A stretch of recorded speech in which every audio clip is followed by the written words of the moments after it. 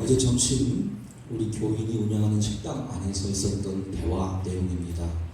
다른 두 테이블의 손님들께서 현재 대통령 때문에 우리나라의 정치, 외교, 안보 모든 정책들이 홀선이 있고 어려워졌다 하면서 대통령을 비난하는 말을 했습니다. 한쪽 사람은 그게 아니다 맞받아치면서 심각한 언쟁이 있었다라고 제가 들었습니다. 사람들은 결과를 가지고 그 원인을 추궁하죠.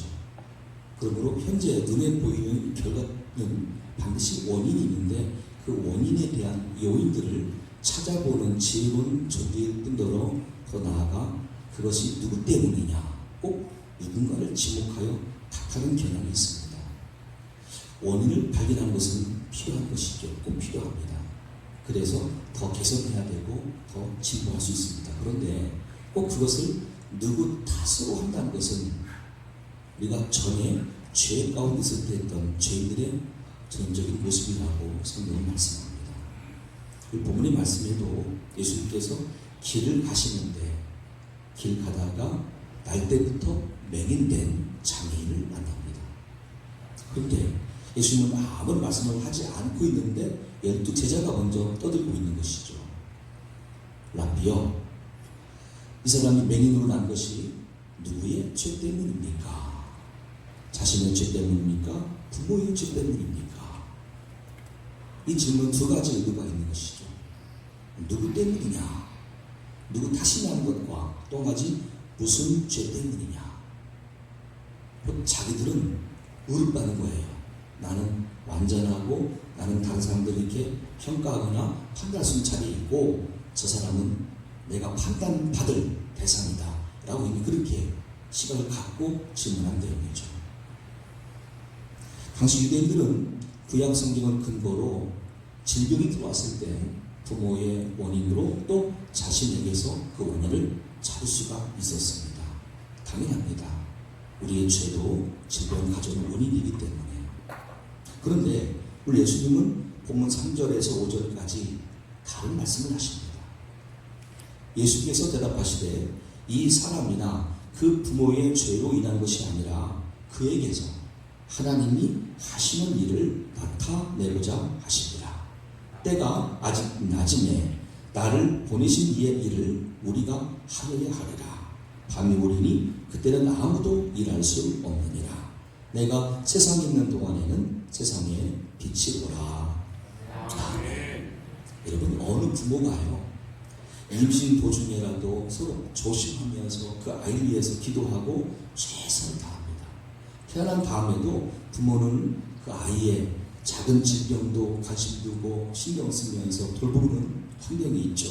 그런데 그런 부모가 감히 아이 내 자식 장애인 태어나라 이렇게 저주하는 부모는 없을 겁니다.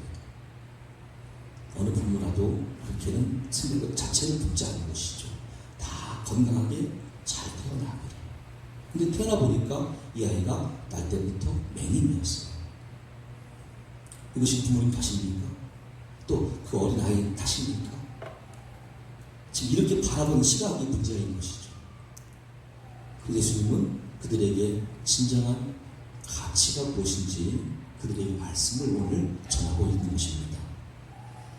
그에게서 하나님이 하시는 일을 나타내고자 하십니다. 여러분, 그렇다면 우리가 이 말씀을 통해서 자신의 과거를 잠깐이지만 되돌아볼 필요가 있습니다. 왜냐하면 아직 끊지 않고 연속되어지고 있는 미움의 대상, 증오의 대상, 그 어떤 원인 제공자가 등장하기 때문이죠. 내가 오늘 이렇게 사는 것은 누구 때문이야가 아직도 끊어지지 않고 있습니다. 여러분의 생각 속에, 가치관 속에, 생활 습관 속에 내가 이렇게 사는 것은 누구 때문이야? 분명히 있을 겁니다. 그 누군가가 등장할 겁니다. 과연 그 사람 때문일까요? 그 사람 이전에는요, 그 전에는요, 그 모든 일의 근본 출발점은요, 거기까지 우리가 가야 돼요. 그 마지막 단계에서 나를 만난 그 사람이 원인 제공자가 사실 아닌 거예요. 그 전부터 있던 거예요. 근데 오늘 예수님 말씀은 하나님께서 하시고자 하는 일을 나타내기 위해서 우리가 오늘 현장에서 그 일을 만났다.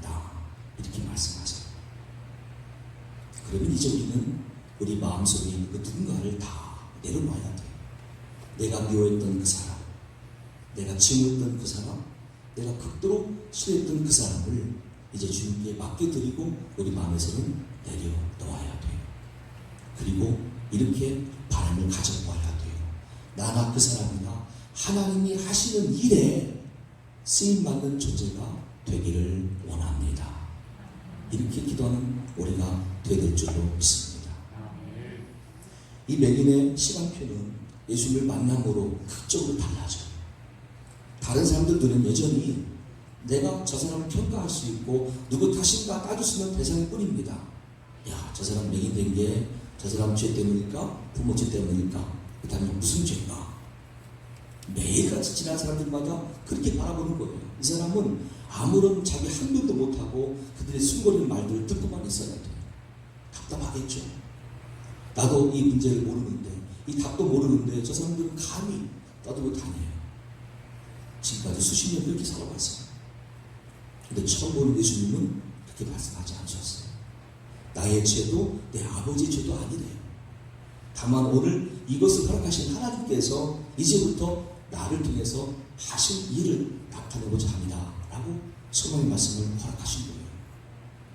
그 음성에 귀를 기울이며 그 음성 속에서 말씀하신 하나님을 향해서 고개를 돌립니다. 누가 나한테 말씀하시나? 근데 그분은 땅에서 침을 뱉어 흙을 이고 자기 눈에 대시는 분이 없습니다. 아무도 이렇게 내 몸에 손대는 분이 없었는데 마치 장애인의 몸에 손대면 같이 불결해진다는 생각 속에서 많은 사람들이 피하며 있었는데 이 사람은 누군가? 그렇게 예수님은 이 사람에게 접촉점이 되어왔습니다. 그리고 음성이 들려옵니다. 실로한 곳에 가서 씻으라. 아직 눈이 안 보이는데요. 다만 지금 내 눈에 이분의 흔적이죠. 침이 묻은 진흙이 자기 눈에 묻은 것 뿐인데 이 사람 마음속에 그 말씀을 듣는 순간부터의 신뢰가 있었어요. 예, 내가 이제는 이 말씀대로 해보겠습니다. 실로한 곳이 어디인지 몰라요. 누가 손붙들고 가자는 것도 아니에요. 근데 그 음성이 힘을 입고 이 사람은 움직여요. 그런데 가서 씻고 밝은 눈으로 왔더라 라고 결과가 7절로 소개되고 있어요. 기적이죠. 눈도 안 보이는 사람이 말씀만 의지해서 간 거예요. 어딘지도 모르고 누가 알려준 것도 아니고 가서 씻고 들어왔는데 눈이 밝아졌다. 이건 대단한 기적이죠. 하지만 예수님의 의도는 이 기적을 모든 사람들 보는 자리에서 보여줄 의도는 아니었습니다. 이 기적이 가져오는 의미가 무엇일까요? 옆에 있는 12제자들을 향해서 말씀하십니다. 얘들아, 제발 지금 너희를 인도하는 나 예수를 너희들의 선한 목자인 끈더러 이 땅에 오신 하나님의 아들로 그리스도로 바르게 알고 믿으라. 믿음에 대한 요청이었습니다. 믿어라. 지금 이들은 곧 예수님의 고난을 앞두고 있습니다. 하지만 아직까지도 그렇게 믿지는 못하고 있습니다. 예, 우리 신앙생활의 가장 큰 시비가 뭘까요? 이 한자말로 신앙이라는 뜻은 뭐냐면 믿을 신자의 바랄 앙입니다. 믿고 바란다는 뜻이에요. 그러니까 처음 뭐냐면 믿음이에요. 내가 누굴 믿을 것이냐. 오늘 나에게 찾아와 말씀하시고 내 영적인 눈을 뜨게 하사 나의 죄됨을 발견하게 하시며 내가 죄인된 자리에서 회개할 때 용서하시며 자녀 삼으시는 하나님의 아들 예수를 그리스도로 믿는 믿음. 이게 신앙생활의 출발이에요. 그리고 그 다음에 그 믿음을 근거로 하나님 아버지께 바라면서 기도하는 거예요. 바랄 앙자이죠. 하나님, 제가 이런 존재 되기 원합니다. 이렇게 쓰임받기 원합니다. 저에게 이런 은혜 주시옵소서라고 그 다음 단계가 바랄 앙이 되는 거예요. 그런데 기복주의가 교회에 들어와서 믿을 신이 아니라 먼저 믿음이 아니라 바랄 앙자를 가르쳐요. 여러분 기도하세요. 복을 비세요. 크게 입 벌리세요. 순서가 잘못되었죠. 때문에 그분들에게 아직도 믿음은 없는 거예요. 예수님이 그들 인생의 구원자도 아니고 그들 인생의 주인도 아직은 안 되신 거예요. 다만 예수님은 옆에서 대기 상태에 있어요. 언제나 저 영혼이 나를 받아줄까? 언제나 저 영혼이 나를 인정하고 믿음으로 고백할까를 지금 예수님은 대기하고 있어요. 요한계시록 3장 20절 말씀이 바로 그 때문입니다. 볼지어다 내가 문 밖에 서서 두드리노니 누구든지 내 음성을 듣고 문을 열면 내가 그에게로 들어가 그로 더불어 먹고 그는 나와 더불어 먹으리라. 여러분, 믿음 생활은 내가 먼저 그 예수님을 믿음으로 시작된 것이지 믿음은 전혀 없는데 바란다, 추구한다, 이거는 신앙생활이 아닙니다. 기복주의입니다. 오늘 이 맹인은 드디어 예수님을 그렇게 만난 거예요. 인격적으로 만난 거예요. 말씀을 믿고 말씀대로 행동하였고 행동 결과로 자기의 능도 멸분으로 이제 이어진 말씀 속에서 영혼의 구원을 허락받는 아름다운 존재가 되고 말아요. 자, 그런데 이제 우리 관점은 내가 믿음으로 반응하며 이 말씀에 인도받을 때에 과연 나에게도 주어질 하나님의 일이 무엇인가입니다. 오늘 나는 그 암흑의를 향한 위험의 끈을 끊어버리고 그 어떤 나라를 향한 감정도 끊어버리고 오직 나를 통해서 이루신 하나님의 일을 기대하며 그 일이 무엇인지를 소망하는 단계에서 우리가 추가한 질문이 있습니다. 하나님, 저라고 하는 사람에게도 허락하실 하나님의 일이 있습니까? 도대체 이게 뭡니까? 첫째, 예수님을 통해서만 하나님의 일을 알 수 있다라고 성경은 말씀하십니다. 전도서 11장 5절 말씀은 바람의 길이어 땅과 아이벤 자의 태에서 뼈가 어떻게 자라는지를 네가 알지 못함 같이 만사를 성취하시는 하나님의 일을 네가 알지 못하느니라. 아멘. 우리 옛날 모습이었죠. 우리 전혀 몰랐어요. 바람이, 이 태풍이 어디서 시작되어서 불고 있고 어떤 방향으로 가는지 아무도 몰라요. 사실은 몰라요. 그리고 아이벤 자의 태에서 뼈가 어떻게 자라는지 산모가 어떻게 합니까? 다 신비한 영역이죠. 그렇게 하나님의 일을 우리가 과거에 몰랐었어요. 이제 예수님 오심으로 말씀하십니다. 요한복음 6장 28절 29절입니다. 그들이 묻되 우리가 어떻게 하여야 하나님의 일을 하오리까? 예수께서 대답하여 이르시되 하나님께서 보내신 아들 예수를 믿는 것이 하나님의 일이니라 하시니. 아멘. 우리가 하나님의 일을 알려면 먼저 예수님을 그리스도로 믿어야 돼요. 이게 출발점이고 이게 전부예요. 그 외에는 알 수가 없어요. 또한 성령 안에서 하나님의 일을 발견할 수 있습니다. 고린도전서 2장 11절 말씀에 사람의 일을 사람의 속에 있는 영 외에 누가 알리요? 이와 같이 하나님의 일도 하나님의 영 외에는 아무도 알지 못하느니라.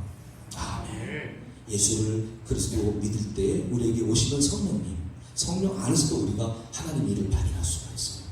로마서 8장 5절로 8절까지입니다. 육신을 따르는 자는 육신의 일을, 영을 따르는 자는 영의 일을 생각하나니 육신의 생각은 사망이요 영의 생각은 생명과 평안이니라. 육신의 생각은 하나님과 원수가 되나니 이는 하나님의 법에 굴복하지 아니할 뿐 아니라 할 수도 없습니다. 육신에 있는 자들은 하나님을 기쁘시게 할 수 없느니라. 아멘. 예, 궁극적으로 우리가 복도 받지 못할 뿐더러 하나님 앞에서 기쁨을 들 수 없어요. 그래서 하나님의 일을 알아야 돼요. 오늘 우리가 과거의 모습을 떠올린다면 부끄럽지만 육체 일로 분주하였고 마귀에 유혹된 상태에서 고백하게 됩니다. 이 사실을 갈라디아서 5장 19절로 28절은 고백하고 있죠. 육체의 일은 분명하니 곧 음행과 더러운 것과 호색과 우상숭배와 주술과 원수 맺는 것과 분쟁과 시기와 분냄과 당 짚는 것과 분열함과 이단과 투기와 술취함과 방탕함과 또 그와 같은 것들이라. 전에 너희에게 경계한 것 같이 경계하노니 이런 일을 하는 자들은 하나님의 나라를 유업으로 받지 못할 것이요 오직 성령의 열매는 사랑과 희락과 화평과 오래 참음과 자비와 양선과 충성과 온유와 절제니 이 같은 것을 금지할 법이 없느니라. 그리스도 예수의 사람들은 육체와 함께 그 정욕과 탐심을 십자가에 못 박았느니라. 아멘. 오늘 내가 예수를 믿음으로 구원받았습니다 라고 고백하는 성도라고 할지라도 나의 마음에서, 나의 삶에서, 나의 인격에서 성령의 9가지 열매가 나타나지 않고 있다고 한다면 그분은 아직 하나님의 일을 모를 뿐더러 예수를 믿는 사람이 아닙니다. 잘못 알고 있는 거예요. 예수를 믿는 사람은 반드시 성령의 열매가 나타나요. 내가 만든 게 아니라 내 안에서 성령님께서 나를 통하여 드러내시는 결과예요. 근데 그걸 속이면서 내가 감히 나 예수 믿어요, 나 크리스찬이에요 라고 떠든다 이 자체를 하나님은 인정하지 않습니다. 우리 신앙 가운데 두 그룹의 신자가 있습니다. 그냥 교회당만 왔다 갔다 하는 교인이 있어요. 그런데 거듭난 신자가 진짜 신자라고 예수님 말씀하는 거죠. 본 어게인 크리스찬입니다. 거듭난 신자. 거듭났더니 성령이 오셨고 성령의 9가지 열매가 내 인격에서 드러난 상태. 이 사람이 진짜 예수를 믿는 사람이에요. 우리 과거는 어떻습니까? 우리도 마귀의 꾀임에 빠져서 음행 속에, 더러움 속에, 호색 속에 우상 숭배, 주술, 주술은 예수 믿는 사람도 가는 것입니까? 그죠? 많은 예수 믿는 사람들도요, 이름 바꾸러 가고, 정보로 가고, 예언 받으러 가고, 막 그러고 있어요, 지금. 믿는 게 아니라 말이에요. 그들은 진정한 믿음이 없기 때문이에요. 또, 원수가 있는 것. 원수가 있으면 안 되죠.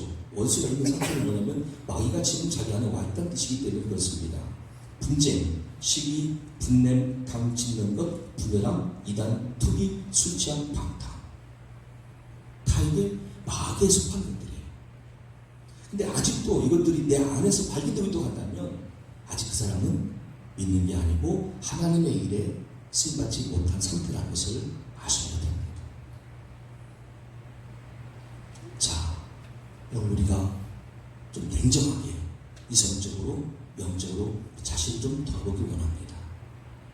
우리가 비록 눈은 뜨고 있는 상태에 있다 할지라도 마치 영적인 맹인은 아닌가. 그렇다면 예수 현장에 있던 그 육체의 맹인이 더 행복할 수 있어요. 그 사람은 비록 불행했던 육체적인 결과로 맹인이었지만 하나님의 하신 일을 나타내고자 합니다. 말씀을 들었고 예수님의 도우심으로 눈을 뜨게 된 상태였죠. 점점 우리는 눈을 뜨고 밝게 보고 있어요. 더 많은 걸 볼 수도 있어요. 그런데 그걸 가지고 뭘 보고 있습니까? 세상에 허탄한 것들을 바라보며 멸망할 것들을 바라보며 내가 가지 않은 것들을 바라보는 그 시각은 아닌지 우리는 영적 여전히 맹인인 거예요.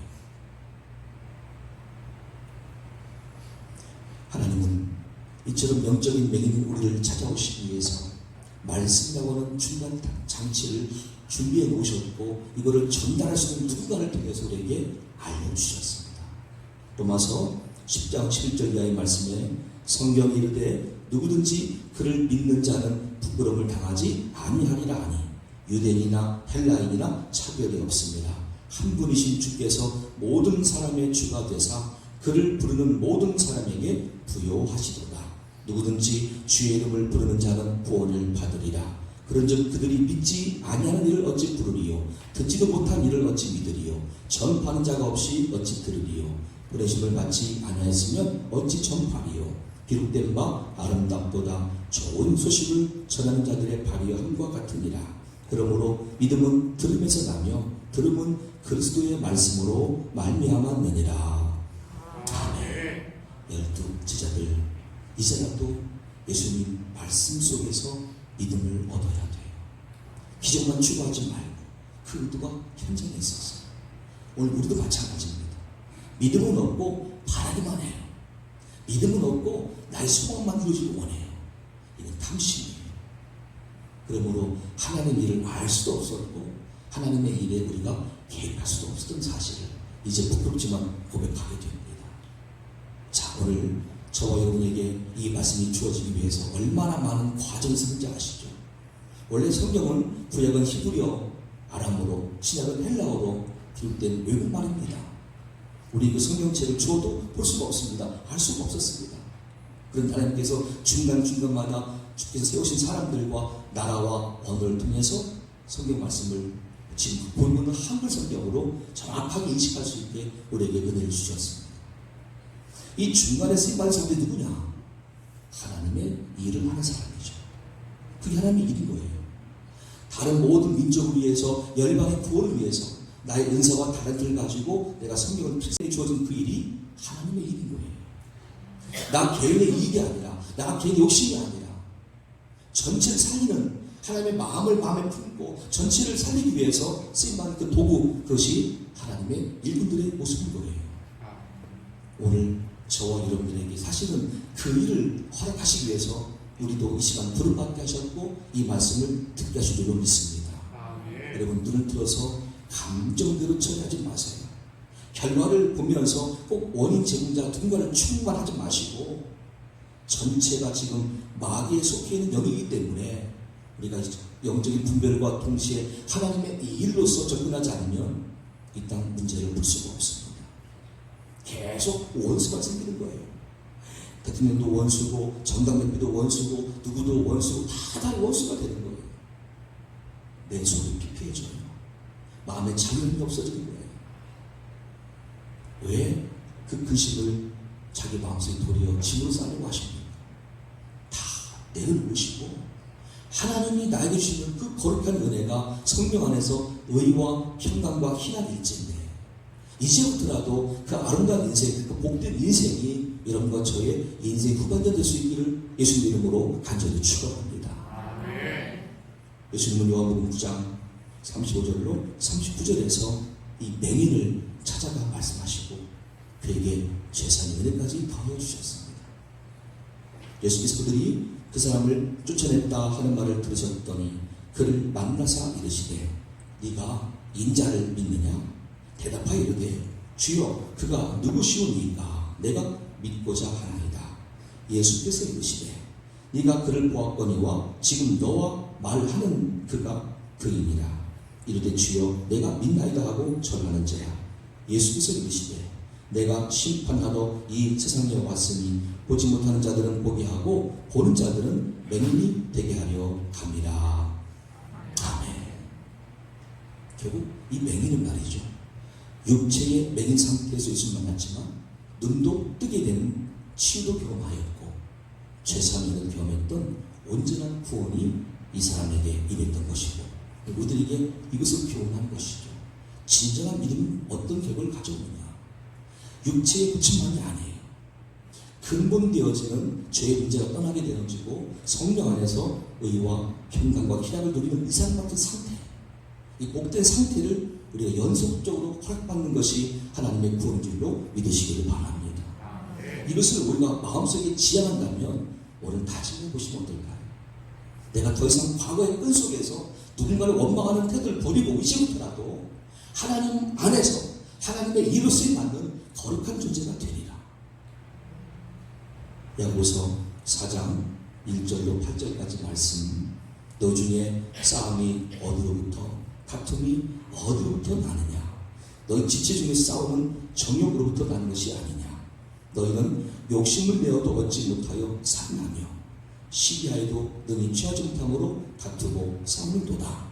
너희가 얻지 못함은 구하지 아니하기 때문이요 구하여도 받지 못함은 정욕으로 쓰려고 잘못 구하기 때문이라. 그런즉 너희는 하나님께 복종할지어다. 마귀를 대적하라. 그리하면 너희를 피하리라. 하나님을 가까이 하라. 그리하면 너희를 가까이 하시리라. 죄인들아 손을 깨끗이 하라. 두 마음을 품은 자들아 마음을 성결하게 하라. 아멘. 우리가 이 말씀대로 돌아올 때가 되었습니다. 세상에서의 일부를 추구하지 마시고 아예 그거는 하나님 안에서 더 큰 기쁨으로 바꿀 수가 있기 때문에 끊으세요. 술 취하는 거, 방탕하는 거, 허색하는 거, 주술사 찾아가는 거 끊으세요. 여러분들은 옆에 있는 분들을 속일 수 있습니다. 적당히 속이고 술 취하러 가고 속이고 누구 뭐 점쟁이 찾아가고 이건 할 수 있겠는데 하나님을 속일 수가 없어요. 그러므로 그분 앞에 하나님의 일로 쓰임받지 못하는 거예요. 하나님의 기쁨도 들지 못할 뿐이라 자신도 불행한 미래를 만날 뿐이에요.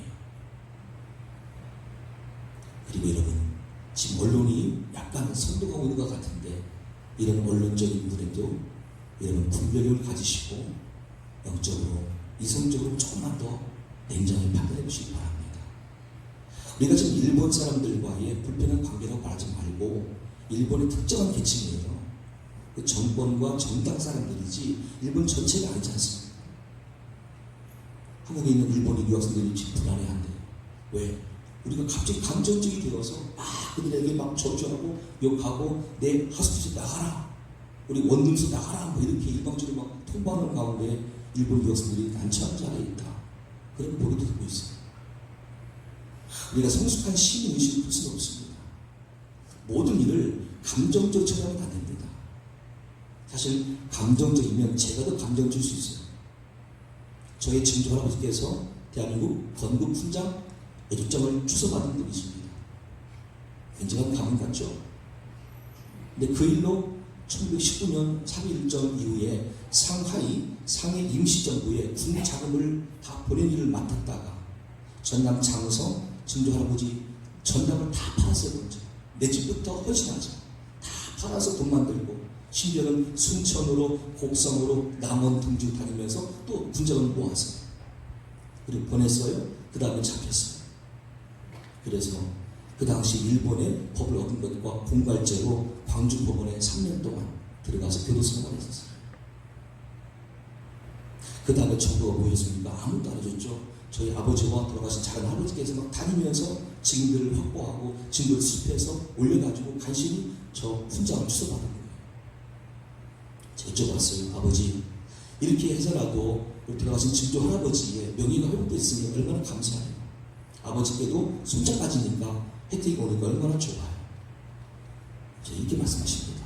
아들아, 그 너한테는 증조 할아버지, 나한테는 할아버지 때문에 사실은 우리는 지금 가난을 대걸 가고 있단다. 이러시는 거예요. 그때 군자금만 내지 않았으면 우리 잘 살았어. 너 더 잘 배웠을 거야. 어릴 때부터. 저한테 그러시는 거예요.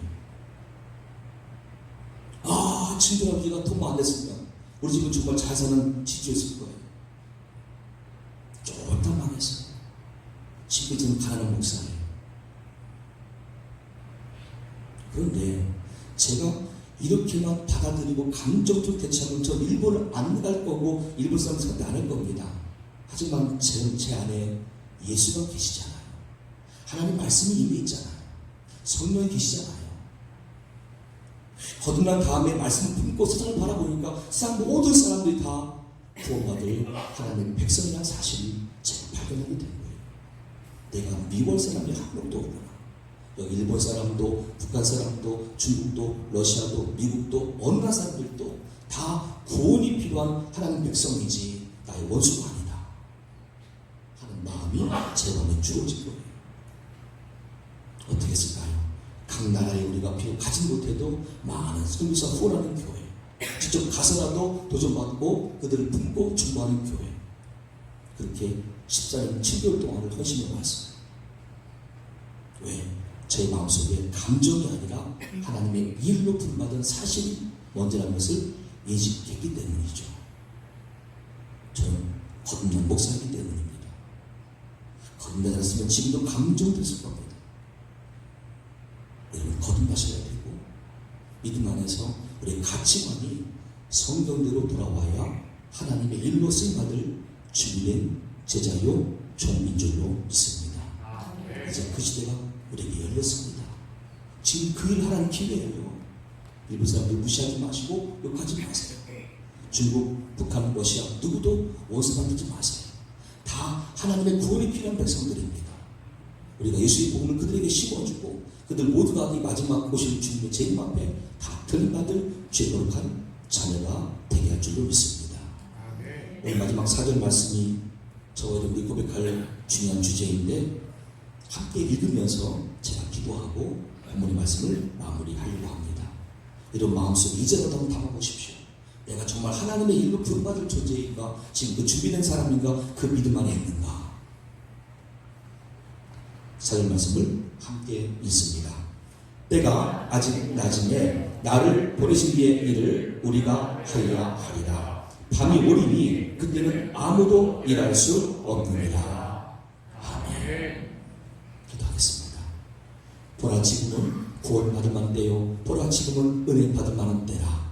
아직은 낮이기 때문에 이 구원과 은혜 됨을 저에게 알려주셨고, 지금 회개하고 돌이켜 예수를 그리스도로 영접하라 말씀하시는 하나님 아버지, 먼저 여기 모이신 모든 권속들이 이 믿음으로 구원받게 도와주시옵소서. 그리고 이 믿음으로 자신의 욕심과 탐심과 감정을 극복하여 하나님의 일로 부름받은 거룩한 종들이 되게 도와주시옵소서. 이제 우리의 목표는 하나가 되게 도와주시옵소서. 우리나라만이 아니라 전 세계 모든 열방의 구원에 쓰임받는 종들이 되게 도와주시옵소서. 아버지 하나님, 전 세계 모든 열방과 이슬람권 그리고 공산권까지라도 제 복음이 들어가서 그들의 영혼이 회복되게 하시며 아버지 거룩한 자녀 준비될 수 있도록 은혜 위에 은혜를 허락하여 주시옵소서. 지금도 이를 위해서 쉬지 않고 일하시는 주 예수 그리스도의 이름으로 간절히 기도하옵나이다.